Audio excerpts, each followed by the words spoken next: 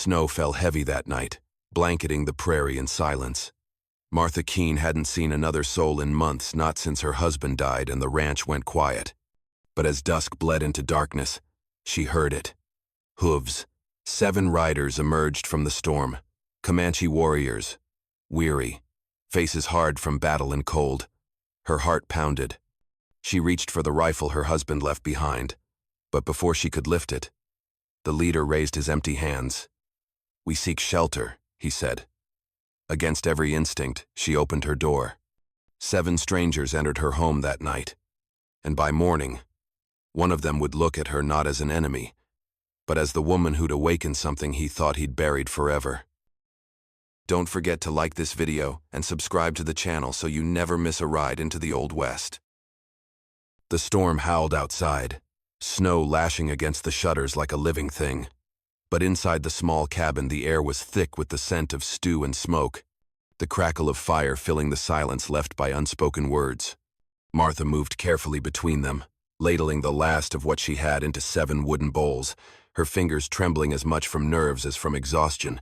The warriors sat close together, their faces carved by cold and hardship, the flickering firelight catching on beads and steel, on weathered skin and sharp eyes that missed nothing.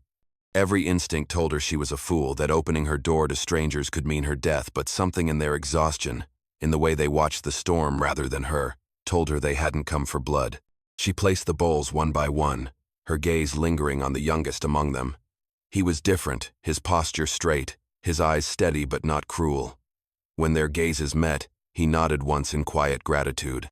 "Thank you," he said, his voice rough, the words broken but earnest. No fight. Only cold." The rest ate in silence, the sound of spoons scraping wood the only rhythm in the room. Martha's heartbeat began to slow, her fear softening into something unfamiliar, not comfort exactly, but something close. She sat at the far end of the table, her hands clasped around a chipped mug, watching the snow swirl beyond the window. The men spoke softly in their language, the tone low and mournful, and though she couldn't understand the words, she understood the feeling. Loss, weariness, the kind that lived deep in the bones. One of them coughed, the sound wet and harsh. Another clutched his arm, blood seeping through makeshift bandages. Her eyes flicked to the small shelf where her husband's medicine still sat untouched. She hesitated, old habits whispered caution, but her heart refused to listen. Rising slowly, she fetched the tin and knelt beside the wounded man. The warriors stiffened, hands hovering near their weapons. But Tano murmured something to them, and they relaxed.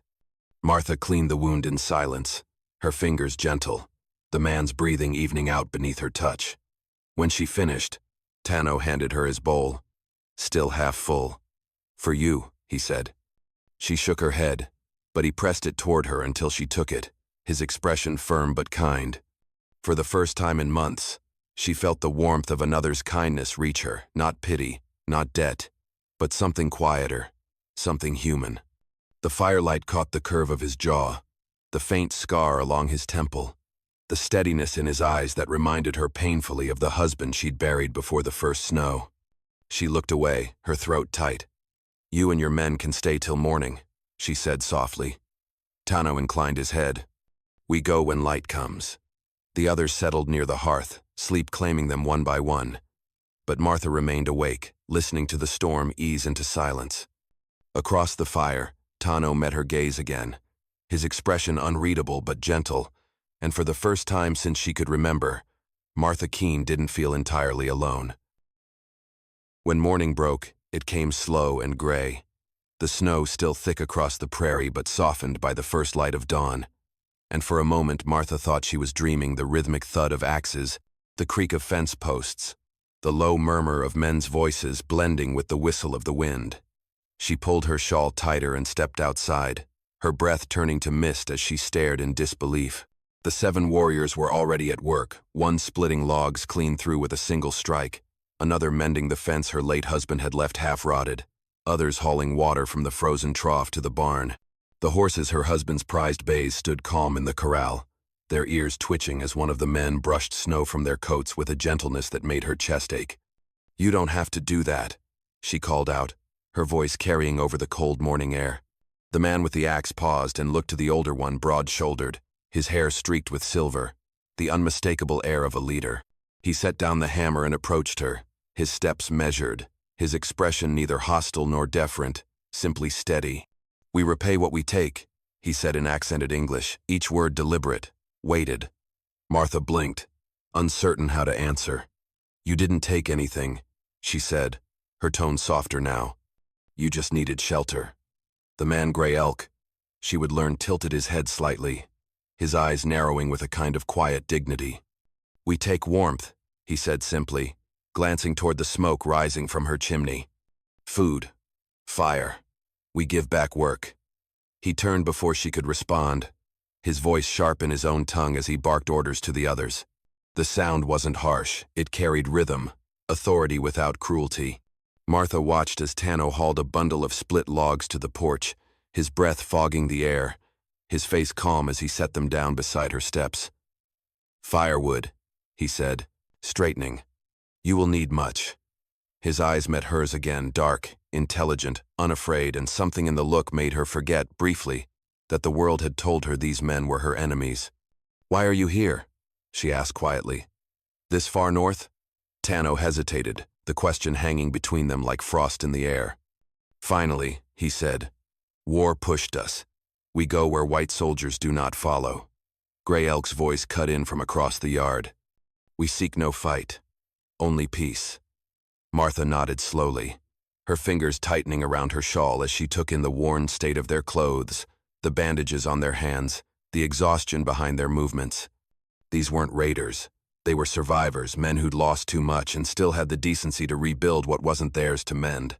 She felt a flicker of shame for the fear that had gripped her the night before. The hours passed quietly, the sound of labor filling the stillness that once haunted her lonely homestead. When noon came, she brought them bread and coffee, and they ate by the fence line, saying little but nodding their thanks. As she turned to go back inside, she caught Tano looking toward the horizon, his expression unreadable, the wind tugging at the beads in his hair. He looked like a man half bound to leave and half afraid to go. And as the snow began to fall again, Martha realized that for the first time since her husband's death, she wanted someone to stay. The cabin was quiet that night, save for the low hiss of the fire and the wind pressing against the windows like a restless spirit. Martha had just finished mending a torn sleeve by lantern light when she heard movement from the corner of the room, soft, restrained, but unmistakably pained. She turned and saw Tano sitting apart from the others, his blanket drawn around his shoulders, his face half hidden in shadow. The rest of the warriors slept deeply, exhaustion written into every line of their bodies. But Tano's stillness was different, the kind born not of rest, but of endurance. When he shifted, the fabric slipped just enough for her to see it, the glint of red, dark and wet, staining the side of his ribs. "You're hurt," she said quietly. He looked up sharply, as if her voice pulled him from a dream, then shook his head. "It is nothing," he murmured. "Old wound." But when he tried to rise, his breath caught, and she saw the truth, the stiffness in his movements, the way his jaw tightened against pain. Without another word, Martha went to the shelf and took down her husband's old medical kit. The leather cracked with age, but the tool still clean, still waiting. She brought it to him and knelt at his side. "Take off the blanket," she said. Tano hesitated, pride flickering across his face, but something in her tone, firm, maternal, familiar, left no room for argument. He unwrapped the cloth slowly, revealing a gash along his ribs, the edges angry and swollen, the dried blood marking where the bandage had long failed. "You should have told me," she whispered, dipping a rag in hot water. "You'll take fever if it's not cleaned." He watched her in silence as she worked, the only sound the soft scrape of cloth against skin. His muscles tensed, but he never flinched, even when she poured whiskey over the wound and it hissed like something alive. The smell of spirits and iron filled the air, and she felt his gaze on her, steady and unyielding. "You help your enemies?" he asked at last, his voice low, curious rather than accusing. Martha's hand paused, the lantern light catching in her eyes. "Not enemies," she said softly, resuming her work. "Just men trying to live." For a long moment he said nothing, and the silence between them was heavy with understanding of loss, of weariness, of two souls caught between the past and what might still be salvaged from it. When she finished, she wrapped him in a clean bandage and sat back, studying her work with a small nod.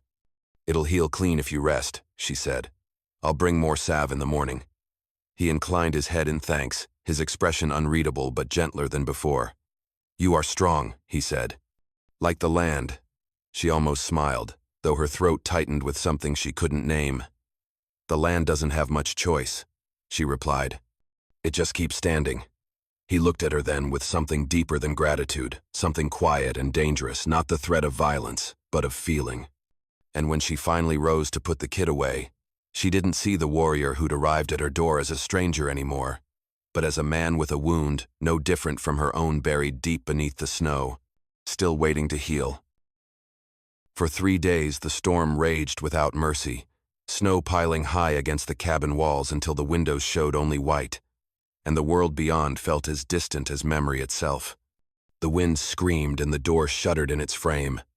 But inside, the cabin was a small island of warmth, alive with the murmur of voices and the slow, comforting crackle of fire. Martha had never had company through a storm before, not since before her husband died, and she found herself both restless and oddly at peace, caught between habit and a strange, tentative belonging. The warriors spent their days repairing gear, carving bits of bone into beads, tending wounds and drying their clothes by the hearth. When night fell, they spoke in low voices, their words flowing like music she couldn't quite understand, a cadence full of laughter and grief, pride and pain. Tano sat nearest to her, translating pieces here and there, his English halting but earnest. "Gray Elk tells of his brother," he said once, gesturing to the older man, whose deep, rumbling voice carried through the room. "He died in battle many winters ago. He says he still fights beside him when he dreams." Martha nodded, her hands folded around her mug of tea, the warmth seeping into her fingers. "I know that kind of ghost," she said softly, more to herself than to him. Tano glanced at her, curious. "Your husband?" She hesitated, staring into the flames. "Fever took him 2 winters ago. I buried him behind the cottonwoods. Some nights I still talk to him, just to hear another voice. Guess I got used to the quiet after that." The firelight caught the lines in her face, the shadows under her eyes, the marks left by grief, not time. Around them, the warriors grew silent, listening though they couldn't follow the words. Tano leaned closer, his tone gentle. "You are not weak to remember," he said. "In my people, we say the ones we love walk with the wind. They hear us when the fire burns." His words struck something deep in her, something raw and long buried, and for a moment she couldn't speak. She only nodded, her throat tight, her eyes glinting in the firelight. Gray Elk said something then, and the others laughed, a low, rich sound that filled the room and pushed the loneliness back into the corners. Tano smiled faintly. "He says you make good stew. Better than his wife," he translated, and she laughed for the first time in months, a sound so foreign it startled her. The men chuckled with her, though they didn't understand, and for that brief, fragile span of time, the cabin didn't feel divided by fear or language.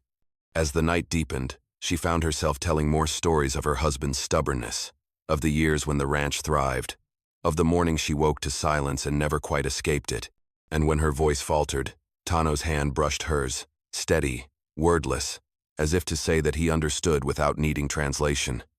Outside, the storm roared on, but inside, something gentler took hold, a warmth that had nothing to do with the fire and everything to do with the fragile, impossible truth that two people, born from different worlds and shaped by loss, could still find a flicker of light in the same darkness. The storm broke at last, leaving behind a world so bright it hurt to look at, the snow dazzling under the pale morning Sunday. Martha had just stepped outside to fetch water when the sound came distant at first, then pounding hard and fast through the still air. Hooves. Not the tired rhythm of travelers, but the sharp, deliberate beat of men riding with purpose. Her heart lurched. The warriors heard it too, Gray Elk barking a command in their tongue, the men scattering to the barn, to the shadows behind the corral, weapons in hand but eyes wary rather than wild. Martha barely had time to pull her shawl around her shoulders before 3 riders crested the hill, their horses kicking up snow as they drew to a halt by her porch. The sheriff swung down first, a broad man with a thick mustache and a red face raw from the cold, his badge glinting like a shard of ice in the light. His 2 deputies followed suit, rifles at the ready. "Morning, Miss Keene," the sheriff said, his tone too polite to be friendly. "We got word there were Comanche seen riding this way. You harboring anyone out here?" His eyes flicked past her toward the barn, where the tracks in the snow betrayed more feet than hers alone. Martha felt her stomach twist, but she lifted her chin, forcing her voice to stay steady. "I've seen no trouble, Sheriff," she said. "Just keeping warm through the storm like anyone else." One of the deputies spat into the snow. "Tracks say different." The sheriff's expression hardened, and he stepped closer, his boots crunching against the frozen ground. "You harboring Comanche, Miss Keene?" he asked again, the civility gone from his voice now. "You know the law. Any Indian caught this far north without sanction's a fugitive. If you're helping them, you're breaking it too." Martha's hands trembled, but she didn't step back. "They've done no harm," she said, her voice small but clear. "They're cold, hungry, and half dead. I gave them food and fire. Nothing more." The sheriff studied her for a long moment, his breath clouding the air between them. "You think that's mercy?" he said finally. "You think they'd spare you if the situation was reversed?" Martha's gaze didn't waver. "They already did," she answered softly. The silence that followed was heavy as the snow itself. Behind her, she felt Tano watching through the crack of the door, ready to move if a shot rang out. The sheriff's eyes narrowed. Then he turned and spat again. "You're a fool, Miss Keene," he said, climbing back onto his horse. "You've got no idea who you're dealing with. Those men aren't strays, they're the last of Gray Elk's war band. The army's been hunting them for months." He jerked the reins, his horse snorting. "You've got one day to think real hard about who you stand with. Tomorrow, I come back with soldiers." With that, he rode off. His deputies close behind, their shadows long against the snow. Martha stood there long after the sound of hooves faded, her heart still pounding. When she finally turned, she saw Tano in the doorway, the light falling across his face, calm, unreadable. But in his eyes, she saw something that made her breath catch. Not fear, but sorrow. "You should have let them take us," he said quietly. She shook her head, tears stinging her eyes. "No," she whispered. "You came to me in peace, and peace is what I'll fight for." The decision came with the dusk, when the last of the sunlight bled away and the cold crept in like an unwelcome guest. The cabin was heavy with silence, the kind that settles when words turn into goodbyes no one wants to speak aloud. Gray Elk stood by the hearth, his face carved from shadow and resolve. His warriors gathered close behind him. "We leave before first light," he said, his voice low but final, the weight of command in every syllable. "The soldiers will come. We bring no death to this woman's home." Martha stood across from him, her hands clasped tight in front of her apron, her heart hammering so hard she could barely breathe. "He's not ready," she said, her voice trembling despite her effort to steady it. "Tano can't ride yet, his wound's still fresh. If he goes out in this cold, it'll kill him faster than any bullet." Gray Elk's gaze softened for only a heartbeat before hardening again. "If he stays, it kills us all," he replied simply. "He rides with us or he dies here." The words hit her like a blow, and for a moment she thought she might fall. Tano sat near the fire, his hand pressed to his side where the bandage still showed through his shirt, his eyes fixed on the flames. He didn't argue, didn't plead, he only listened, the quiet of his acceptance louder than any protest. Gray Elk motioned to the others, and they began gathering their things, the sound of leather, the faint jingle of metal, the soft murmur of their language filling the room with a rhythm both solemn and familiar. When the men stepped outside to ready the horses, the cabin fell still again, and Martha found herself standing behind Tano without realizing she'd moved. The firelight flickered over his face, tracing the lines of weariness and grace that had become so familiar to her in so short a time. "You don't have to go," she whispered, her throat tight. "They'll move faster without you. Stay at least until you can stand straight again." He looked up at her then, his eyes dark and steady. "If I stay, he said softly. Gray Elk dies for me. So will others. I cannot ask that. His hand brushed against the wooden floor as he reached for the small pouch that held his few possessions, a carved pendant, a strip of horsehair, and the arrowhead he wore around his neck. When we came here, I thought the cold would kill us. But it was your fire that burned most, he said, his lips curving into something between sorrow and gratitude. If I leave, I take your kindness with me. It will not die. Martha's vision blurred as tears stung her eyes. She wanted to speak to beg him to stay, to tell him he had given her more warmth than any hearth ever could, but the words tangled in her throat, heavy and impossible. Instead, she reached for the chain around her neck, the small silver cross her husband had given her the day he proposed, the one she hadn't taken off since the day she buried him. She pressed it into Tano's palm, curling his fingers around it. Then take this too, she said, her voice barely above a whisper. So you'll know there's still good in this world, even if you have to leave it behind. He looked down at the cross for a long moment, then up at her with an expression that said, everything words could not. I will not forget, he murmured. Outside, the wind picked up again, carrying with it the promise of snow, and somewhere in the darkness the horses snorted, restless and ready. When Gray Elk called his name, Tano rose slowly, his wound pulling with each breath, and Martha turned away so he wouldn't see her cry.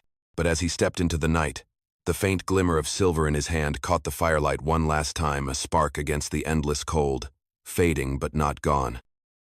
The sky was still bruised with the colors of dawn when the first shot shattered the quiet, the crack of gunfire ripping through the frozen air and scattering a flock of crows from the trees.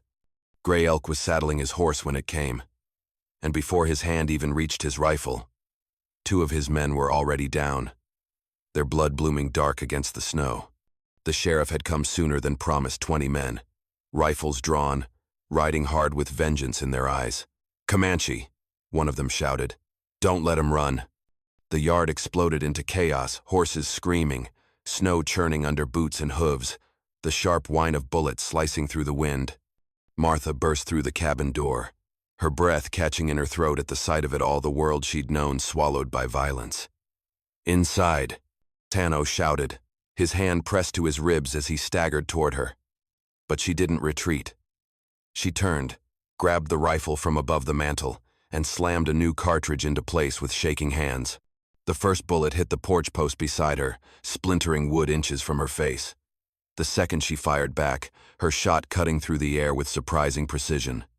One of the sheriff's men fell, clutching his arm, and the others ducked for cover behind the corral fence. Gray Elk shouted orders in his native tongue, his voice calm and commanding even as he fired from horseback, the rhythm of the battle echoing through the hills. But there were too many, the lawmen circling wide, hemming them in, turning the snow red. Martha ducked beneath the window, reloaded, and fired again, her shoulder jerking with each shot. Get down, Tano barked, dragging her aside as a bullet tore through the wall behind her, scattering splinters across her hair. I can fight, she snapped through gritted teeth, clutching the rifle. You can barely stand. His eyes burned with something between anger and awe. You are mad, he said. So was my husband. She shot back, and fired again. The recoil jarred her arm, but the shot found its mark. One of the deputies fell from his horse, his rifle clattering into the snow. Outside, the smell of gunpowder thickened, mingling with smoke from a lantern knocked over in the fray. The barn caught first dry wood licking to flame, and the horses bolted, shrieking into the open plain. Gray Elk motioned for his remaining men to break for the hills, covering their retreat with steady bursts of fire. Go, he shouted toward the cabin. Get the woman out. But it was too late. The sheriff's voice rose above the din, cold and furious. Burn them out if you have to. No one leaves alive. Tano tried to move, but pain buckled him, and he fell hard against the table. Martha dropped beside him, gripping his arm. Stay still, she ordered, her voice tight with pain and fear. I'll hold them off. Another round slammed through the window, grazing her shoulder, and she gasped, hot blood soaking her sleeve.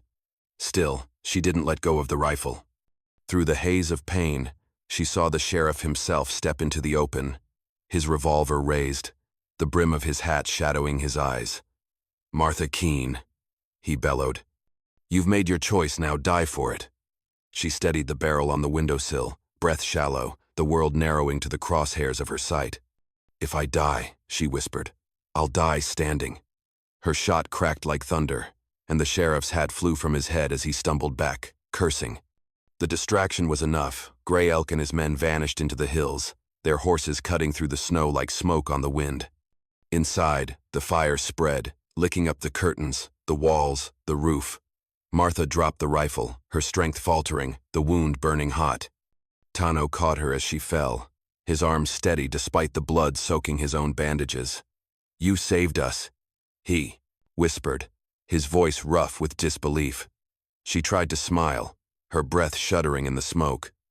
"No," she murmured, her vision fading. "Just gave you time." Then the roof groaned, the fire roaring overhead, and the world dissolved into flame and falling light. The world outside had gone deathly quiet, save for the hiss of dying fire and the wind sweeping across the snow like a sigh. Smoke curled from the shattered cabin roof, twisting into the pale dawn where the sheriff's men had ridden off in retreat, those still able to ride. Anyway, the rest lay scattered in the yard, still forms half buried beneath white drifts already reclaiming the blood that had been spilled. Gray Elk and the others were gone, vanished into the hills as shadows swallowed by the sun, and only two souls remained amid the wreckage, Martha and Tano. He stumbled from the doorway, half limping, half dragging himself toward where she lay, collapsed near the porch steps, her hair dark with soot, her blood seeping into the snow in small, vivid blooms. "Martha," he rasped, his breath ragged, the pain in his side forgotten. He fell to his knees beside her, his trembling hands searching for the wound. The bullet had torn clean through her shoulder, high enough to spare her heart but deep enough to drain the strength from her limbs. Her eyes fluttered open at his touch, dazed, unfocused. "You should have gone," she whispered, her voice barely a breath. "They'll come back." But Tano only shook his head, his face drawn with resolve as he slipped his arms beneath her and lifted her from the snow. "You gave me life," he said, his words thick with the strain of effort and the weight of meaning that went beyond the moment. "I stay." The cabin's walls creaked, the roof sagging from the fire's hunger, but he carried her inside anyway, into what shelter remained. The air was thick with smoke and ash, every breath a sting, but he found a corner untouched by flame and laid her down there gently. He tore open his bandage, ignoring the pull of his own wound, and pressed the cloth against hers to slow the bleeding. His hands were steady, his movements sure the calm of a man who had seen death too many times and refused to let it take again what little he'd found worth saving. Martha's breath came shallow, but her eyes stayed fixed on his face. "You'll die if you stay," she murmured, the faintest trace of a smile ghosting her lips. "Maybe not today," he said, pressing harder on the wound until her jaw clenched with pain. "Not while you still breathe." He found her husband's old medical kit among the ashes, its metal warped, but the tools inside still serviceable. With trembling precision, he cleaned the wound, packed it, and bound it tight. His fingers brushed her collarbone, and for an instant, she caught his wrist, her skin warm against his. "Tano," she whispered, the sound of his name fragile as frost. He met her gaze, two worlds, two lives, held in that brief exchange and in the glow of the embers. Something passed between them that neither had the strength to name. The fire's light softened, dimmed, leaving only the faint orange pulse of coals and the sound of their breathing, slow and uneven, but alive. Outside, the wind carried the faint echoes of riders retreating far into the distance, leaving the prairie to its silence once more. Tano leaned back against the charred wall, exhaustion pulling at his bones, his hand still holding hers as if letting go would break the fragile thread that tethered them both to life. "Rest," he said quietly, his voice a promise against the dying storm. "I keep watch." And as Martha's eyes closed, her pulse faint but steady beneath his fingers, Tano looked toward the window where the first light of morning crept through the smoke, and whispered a prayer not to the gods of war or vengeance, but to the mercy that had found them here, buried beneath snow and fire. The morning came slow and pale, the sky washed in cold light that turned the snow into glass, and for a moment Martha thought the world had gone still again. No gunfire, no shouting, only the soft whicker of horses outside and the faint whisper of wind through the broken boards of her cabin. Her shoulder ached with every breath, but the bleeding had stopped. Tano's careful hands and sleepless night had seen to that. When she tried to sit up, she found him beside her, kneeling quietly, his eyes ringed with exhaustion yet calm in a way that steadied her heart. Beyond the shattered doorway, she could see gray elk and the remaining warriors gathering their gear, the horses restless in the brittle cold, their breath ghosting the air. It was time she knew it before he spoke. "The soldiers will come again," he said softly, his voice low, the rhythm of it like wind through long grass. "Gray elk ride south. There is land there still free. We go where no one hunts us." She nodded weakly, her throat tightening. "And you?" she asked, though she already knew the answer. He smiled faintly, that quiet, weary smile that held both strength and sorrow. "I go with them. My people need me." Then, slowly, he reached into the pocket of his worn coat and drew out the small silver cross she'd given him, its surface darkened with soot but still catching the morning light. "You gave me this," he said, taking her hand gently, his fingers warm against her cold skin. "Now I give it back." He pressed the cross into her palm and closed her fingers around it. "If you ever come south," he murmured, "ask for Tano near the Red River." "I will come." Her breath caught, the words sinking deep into her chest like a promise meant for more than this life. She wanted to speak to tell him he'd already given her enough, that she'd found a kind of peace she thought she'd buried with her husband, but the words tangled, heavy with everything that could not be said. Instead, she lifted her hand, trembling, and touched his cheek. "Go," she whispered, "before they come again." He nodded once, his expression unreadable but full of something fierce and unbroken. When he rose and turned to leave, she caught a glimpse of the bandage still wrapped around his ribs, the stiffness in his movements, and she knew he was still wounded, still healing but alive. Gray Elk called his name, and Tano mounted, his horse stamping impatiently in the snow. The Comanche rode in silence, their silhouettes stark against the endless white, each one carrying the weight of survival like a scar. Martha stood in the doorway, her shawl pulled tight against the wind, the cross clutched in her hand until it bit into her skin. She watched them until the horizon swallowed them whole, their shapes fading into the distance until she could no longer tell where men ended and the storm began. Only then did she sink to her knees, her breath fogging in the cold, her heart heavy yet strangely still.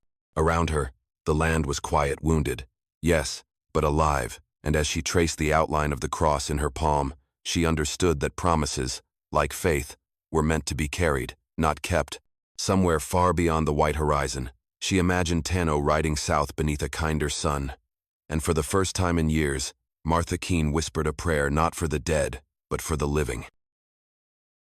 The years passed the way the plains always do, slow, steady, and without mercy.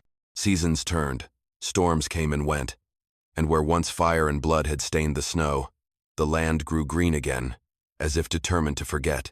The cabin was rebuilt in time, smaller than before but sturdy, its smoke rising in a thin, steady line that told travelers someone still called this lonely stretch of prairie home. Those who passed through spoke in half-whispers around campfires of the woman who lived there, Martha Keene, they said, though most no longer remembered her name, only her legend. A widow who had defied soldiers, nursed warriors back from death, and carved peace out of a war that had already forgotten her.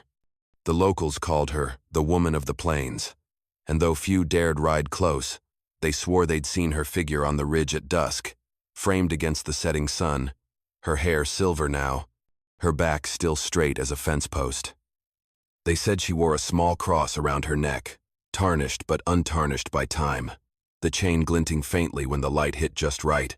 Children in the nearby settlements would listen to the stories how she'd once stood her ground with a rifle in her hands, how she'd faced down men twice her size, soldiers with fire in their eyes, and imagine her as something more than human, some spirit of the frontier that refused to fade.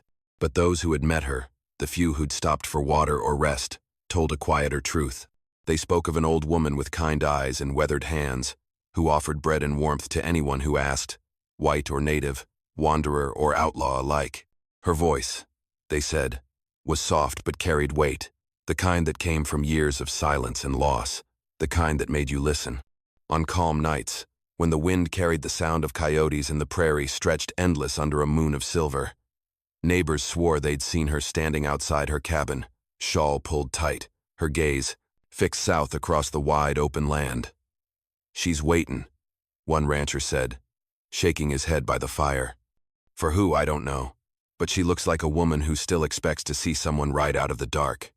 And though time moved on, and the world forgot the names of men who died in those hills, the story of the woman who chose mercy over fear lingered, passed from mouth to mouth like a hymn. Some said she'd gone mad, still speaking to the wind, still whispering to the ghost of a promise. Others said she wasn't waiting for a man at all, but for peace itself, the kind she'd fought to build, the kind that never truly came. Yet when the moon was full and the air held that strange, restless quiet before dawn, a few swore they heard the faint rhythm of hooves on the wind, slow, steady, coming from the south. And if you listened close enough, they said, you could almost see her there, standing tall against the horizon, one hand on the silver cross at her throat, eyes shining with something that time itself could not take hope.